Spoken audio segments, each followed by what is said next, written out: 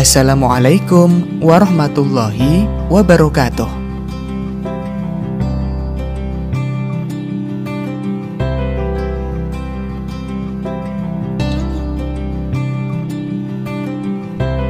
Rangkuman materi PAI kelas 5 semester 1. Pelajaran 1. Mari belajar Al-Quran Surat At-Tin.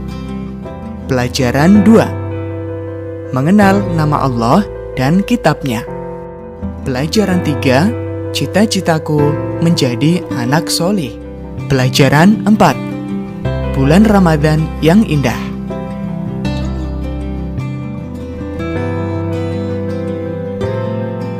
Pelajaran 5. Rasul Allah idolaku. Pelajaran 1. Mari belajar Al-Quran Surat At-Tin.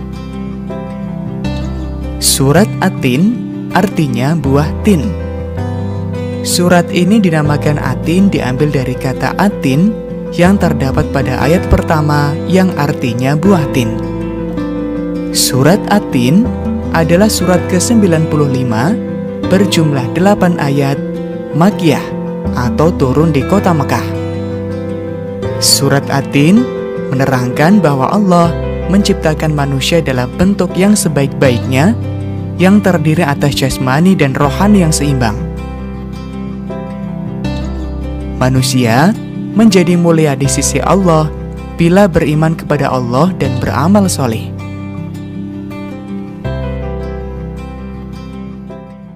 Anak-anak, orang Islam yang membaca Al-Quran tergolong manusia yang beruntung dan istimewa. Mengapa? Karena Al-Quran adalah mukjizat terbesar dan teristimewa di antara mukjizat yang diterima Nabi Muhammad SAW.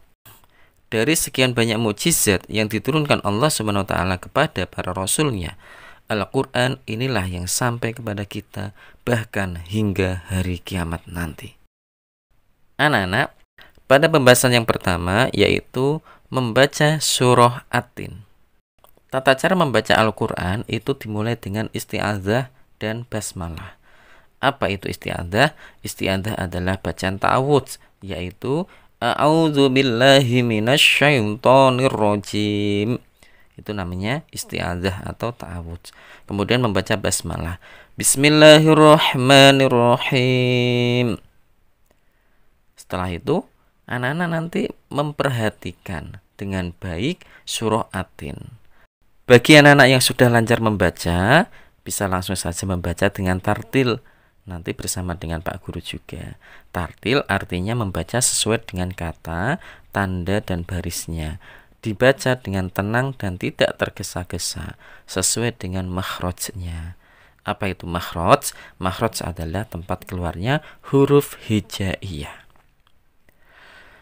Bagi yang belum pandai membaca, mari kita baca bersama-sama dengan Pak Guru ya. Sebelum kita belajar membaca surah At-Tin, ada langkah-langkah cara belajar Al-Quran yang mudah. Yang pertama adalah perhatikan tanda baca fathah, kasroh, dhammah, sukun, tasdid pada huruf Al-Quran. Contohnya adalah huruf dal ditasdid ya. Kemudian ada sebelumnya ada huruf alif yang di fathah, maka dibaca ada, ditahan dulu karena huruf bertasdid adalah huruf itu ada dua atau double. Kemudian yang kedua, bacalah dari sebelah kanan dengan suara yang jelas, bukan hanya dalam hati. Jadi kalau ingin belajar membaca Al-Quran, suaranya harus jelas. Nanti ketika salah bisa dibetulkan. Kemudian yang ketiga adalah huruf yang tidak berharokat atau bertanda baris tidak perlu dibaca. Jadi kalau ada huruf kok tidak ada harokatnya atau tidak bertanda baris, maka tidak perlu dibaca. Kemudian yang keempat, contoh wattini, bunyi wa langsung dihubungkan dengan huruf ta bertasdid, yaitu dibaca watti. Itu namanya al-syamsiyah. Huruf al-nya tidak terbaca. yaitu huruf yang dilewati adalah alif dan lam. Kemudian yang kelima, perhatikan perubahan syakal dan huruf-hurufnya dari lafaz pertama menuju kedua, ketiga, dan seterusnya. Yang keenam, cermati Pak Guru atau Ibu Guru ketika membaca dan melafalkan surah Al-Quran. Anak-anak harus mencermati, mencermati, lihat Pak Guru atau Bu Guru ketika membaca atau melafalkan ayat Al-Quran. Yang ketujuh, bacalah berulang-ulang sampai lancar. Jadi anak-anak jangan membaca hanya sekali. Ketika ingin lancar membaca, ketika ingin hafal membaca surah At-Tin, maka membaca harus berulang-ulang. Yang terakhir adalah bacalah surah At-Tin dengan tartil. Dengan tartil itu dengan baik, pelan-pelan, dan tidak tergesa-gesa.